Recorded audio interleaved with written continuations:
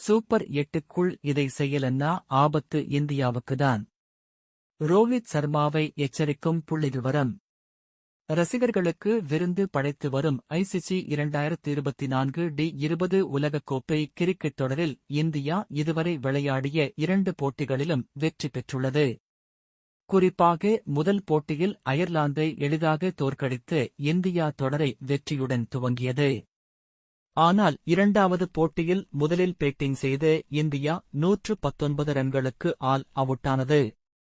அதனால் பாகிஸ்தான் வெல்லும் என்று எதிர்பார்க்கப்பட்டது.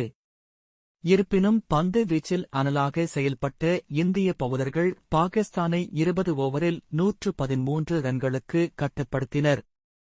அதனால் டி20 கிரிக்கெட்டில் ஆல் அவுட்டான போட்டியில் முதல் முறையாக வெற்றி பெற்று இந்தியா அபார சாதனையும் படைத்தது.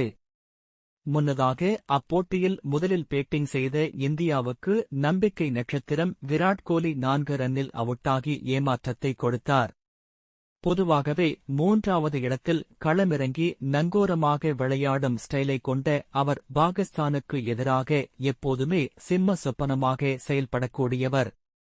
இருப்பினும் இம்முறை அவரை கேப்டன் ரோஹித் சர்மா துவக்க வீரராக களமிறக்கியுள்ளார்.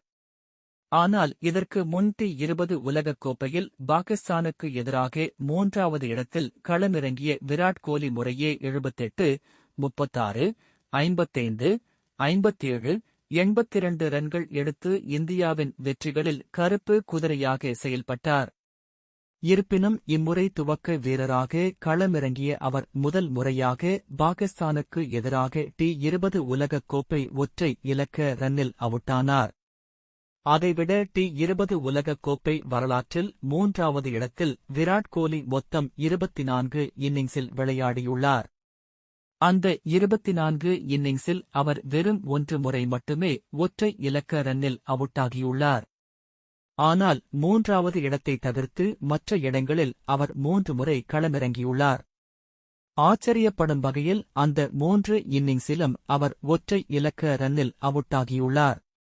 அப்படி தனது கேரியரில் பெரும்பாலும் 3வது இடத்தில் களமிறங்கிய டி20 உலகக்கோப்பை வரலாற்றில் அதிக ரன்கள் அடித்த வீரராக அவர் உலக சாதனை படைத்துள்ளார். 2022 இல் பாகிஸ்தானுக்கு எதிராக 82 ரன்கள் அடித்து அற்புதமான வெற்றியும் பெற்றுக் கொடுத்தார். அதுபோக இந்த உலகக்கோப்பை நடைபெறும் மைதானங்கள் பேட்டிங்க்கு சவாலாக இருக்கிறது. எனவே விராட் கோலி போன்ற அனுபவமிக்கவர் 3வது இடத்தில் களமிறங்கி நங்கூரமாக விளையாடுவதே தற்சமயத்தில் இந்திய அணிக்கு தேவைப்படுகிறது. அதனாலேயே முதலிரண்டு போட்டிகளில் இந்தியாவின் பேட்டிங்கில் சரிவும் ஏற்பட்டது. எனவே சூப்பர் 8 சுற்றுக்கு முன் 3வது இடத்தில் விராட் கோலியை களமிறக்காவிட்டால் ஆபத்து இந்திய அணிக்கே என்பதை ரோஹித் சர்மா உணர வேண்டும்.